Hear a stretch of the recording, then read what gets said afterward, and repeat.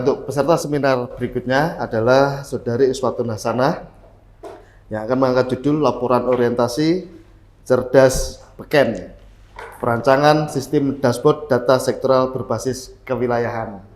Pada Saudara Uswatun Hasanah dipersilahkan.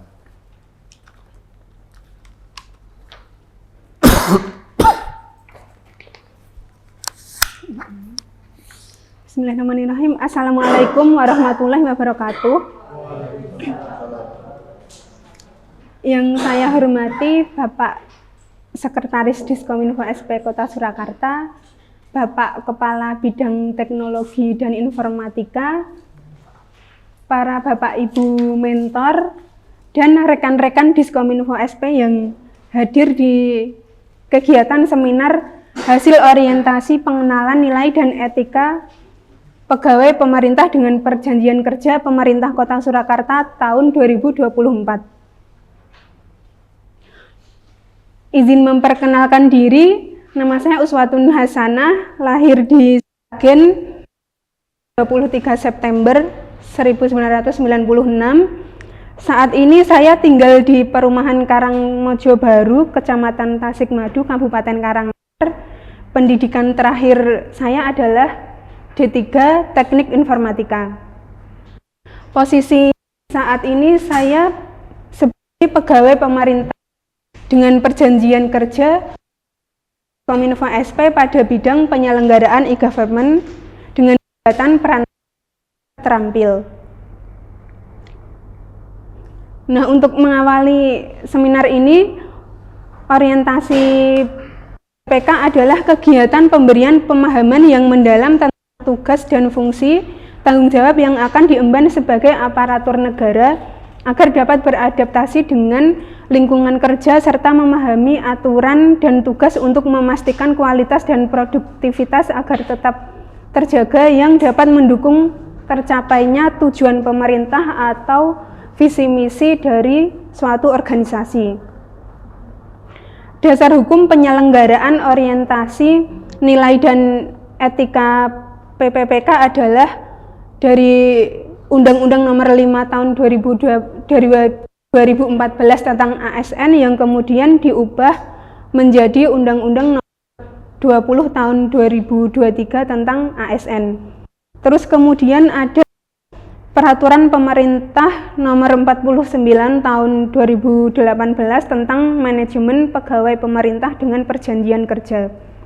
Terus kemudian ada Peraturan Menpan RB Nomor 70 Tahun 2020 tentang Masa Hubungan Perjanjian Kerja, Permenpan RB Nomor 6 Tahun 2022 tentang Pengelolaan Kinerja Pegawai, Peraturan Nomor 15 Tahun 2020 tentang Pengembangan Kompetensi PPPK, serta Keputusan Kepala Nomor 289 Tahun 2022 tentang Pedoman Orientasi PPPK.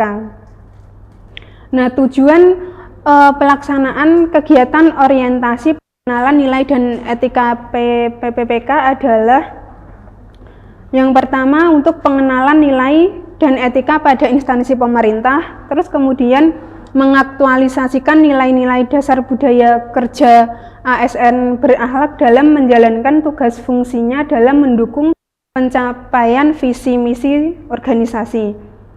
Untuk kegiatan orientasi ini dilaksanakan selama 15 hari kerja dimulai dari tanggal 9 September sampai dengan hari ini 30 September dengan total 40 jam pertemuan dan diikuti oleh jumlah peserta 355 orang yang terdiri dari jabatan teknis, jabatan tenaga kesehatan, dan guru.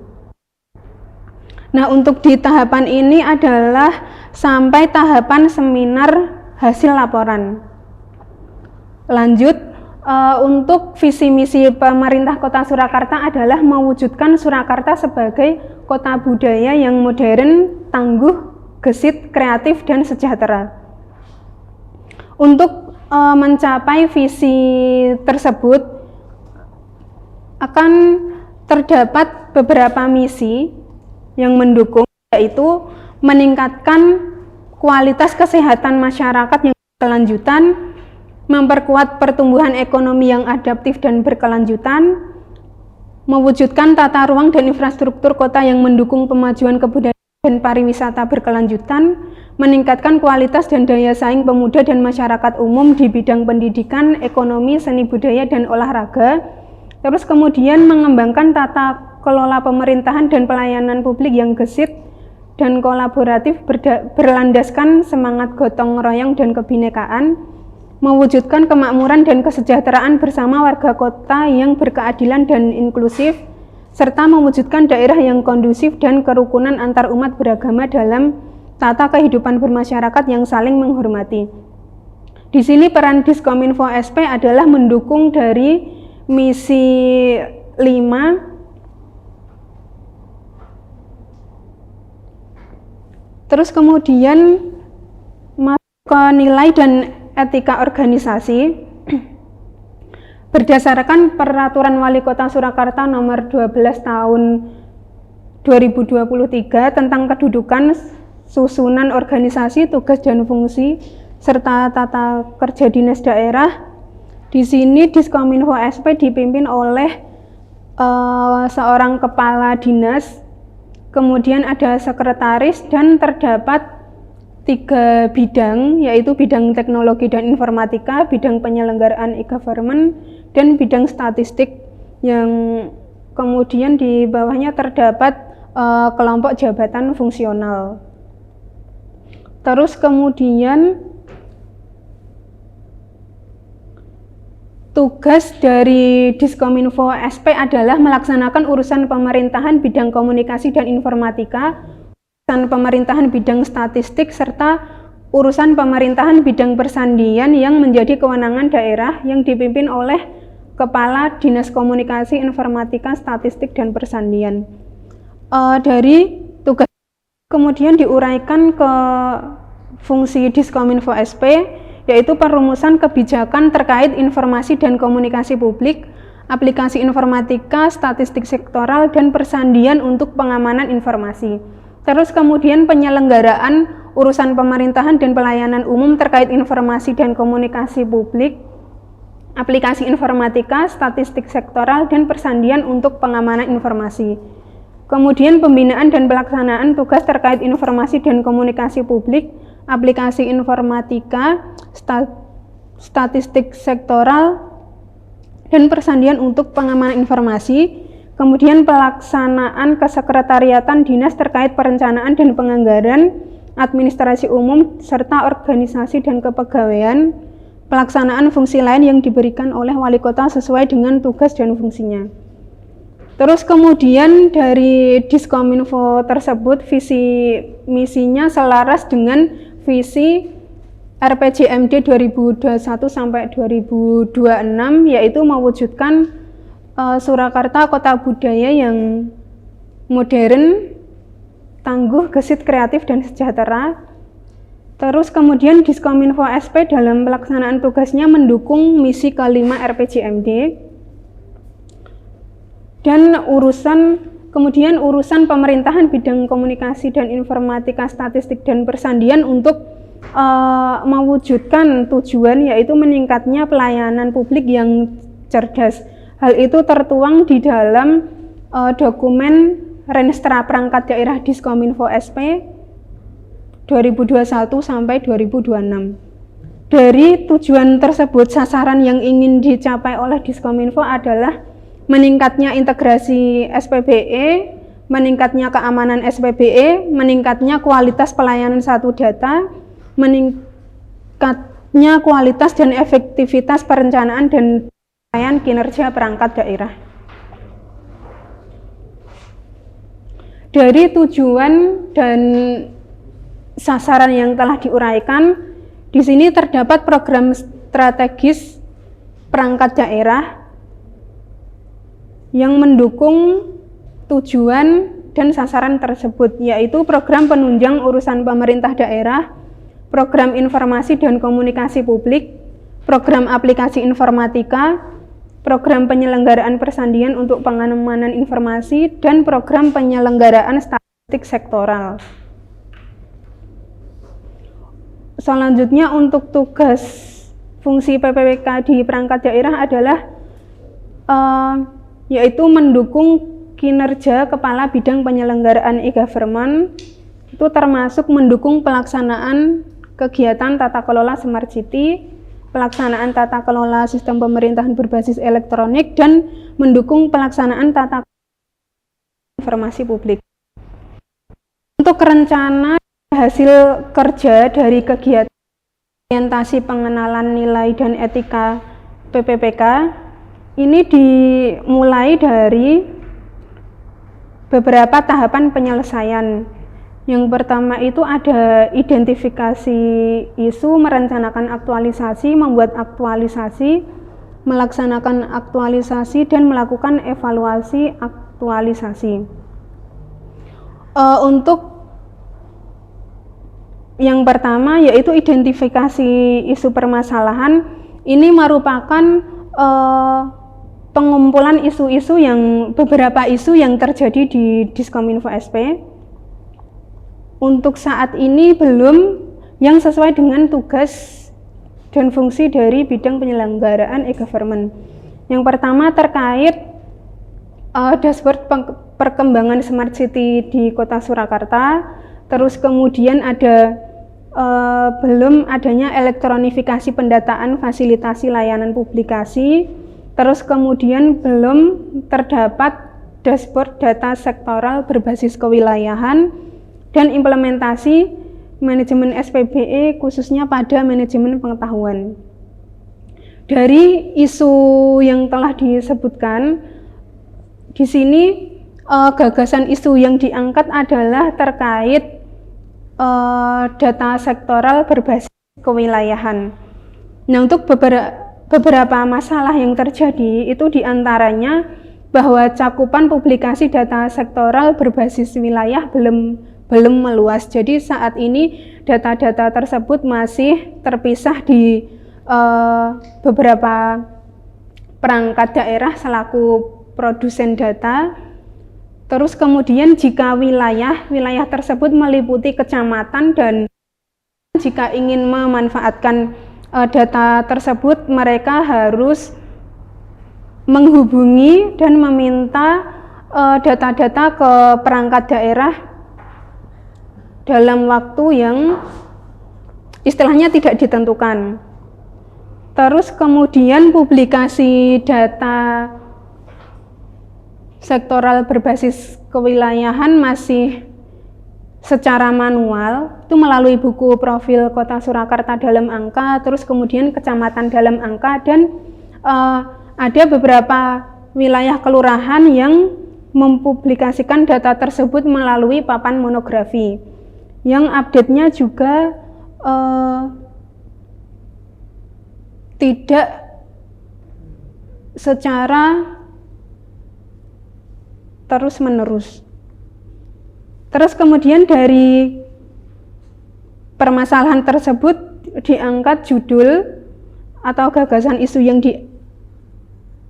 diangkat yaitu cerdas beken, perancangan sistem dashboard data sektoral berbasis kewilayahan. Terus kemudian untuk langkah kedua adalah merancang aktualisasi. Merancang aktualisasi dimulai dari mengumpulkan kebijakan pendukung atas isu yang diangkat. Di sini terkait data sektoral berbasis kewilayahan itu salah satunya terdapat monografi desa dan kelurahan, yang itu menjadi amanat dari Permendagri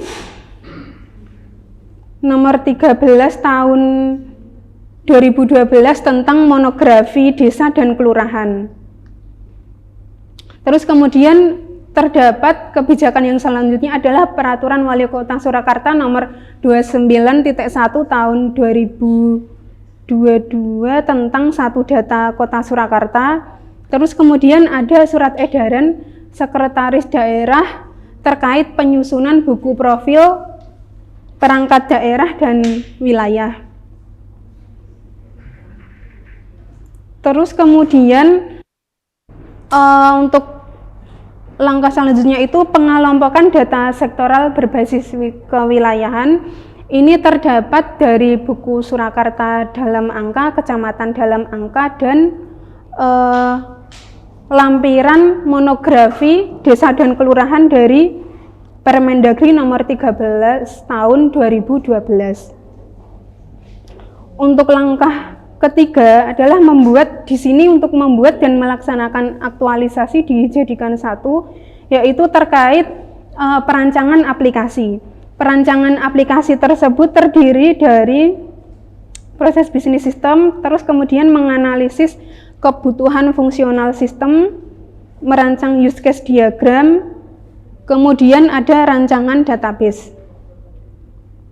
Nah, ini untuk analisa kebutuhan fungsional itu merupakan kebutuhan yang berhubungan dengan proses bisnis dari sistem yang akan dibuat. Nah, ini untuk kebutuhan fungsional ini di sini terdapat beberapa hal yang dapat dilakukan dari aplikasi yang akan dikembangkan, disertai dengan role atau aktor yang berperan dari pengelolaan aplikasi yang akan dikembangkan. Contohnya dari data-data yang sudah kami kumpulkan, itu terdapat 11 proses yang harus dilakukan, itu terkait manajemen data kategori data monografi, terus kemudian manajemen data detail kategori monografi, manajemen data monografi, manajemen data perangkat daerah, manajemen data kelurahan, manajemen data tipologi kelurahan atau unggulan yang terdapat di potensi unggulan yang terdapat di kelurahan, terus kemudian manajemen data detail tipologi kelurahan, terus kemudian manajemen isian data monografi, verifikasi isian data monografi, dan manajemen data pengguna. Terus kemudian dari kebutuhan fungsional tersebut selanjutnya dilakukan perancangan use case diagram. Use case diagram tersebut fungsi yang menggambarkan bahwa pada sistem terdapat peran dan hak akses dari aktor sistem dashboard data sektoral berbasis kewilayahan. Nah, di sini disebutkan dari aktor itu bisa melakukan proses apa saja. Terus kemudian ini ada perancangan entity relationship diagram atau perancangan database untuk menyimpan data-data sektoral berbasis kewilayahan. Ini ada kategori data monografi, terus kemudian data monografi, perangkat daerah, user atau pengguna aplikasi, terus kemudian kelurahan, terus kemudian periode publikasi data monografi tersebut, dan entitas untuk mengisikan detail masing-masing data. Terus kemudian dari diagram tersebut itu dihasilkan relasi yang berhubungan antar tabel. Seperti ini. Ini kira-kira tabel-tabel atau entitas yang akan digunakan untuk merancang database pada sistem dashboard data sektoral berbasis kewilayahan. Nah, untuk langkah terakhir adalah melaksanakan evaluasi aktualisasi. Ini berupa hasil evaluasi perancangan sistem dashboard data sektoral berbasis kewilayahan yang akan didapatkan dari kegiatan seminar hasil laporan orientasi pengenalan nilai dan etika bagi PPPK tahun 2024. Untuk selanjutnya rencana kerja menengah yang akan dilakukan adalah pada tahun kedua ini adalah saat ini tahun kedua kontrak P3K itu membuat perancangan sistem dashboard data sektoral berbasis kewilayahan. Terus kemudian tahun ketiga PPPK, yakni mengembangkan sistem dashboard data sektoral berbasis kewilayahan, terus kemudian sosialisasi, implementasi ke 5 pilot project kelurahan di masing-masing kecamatan.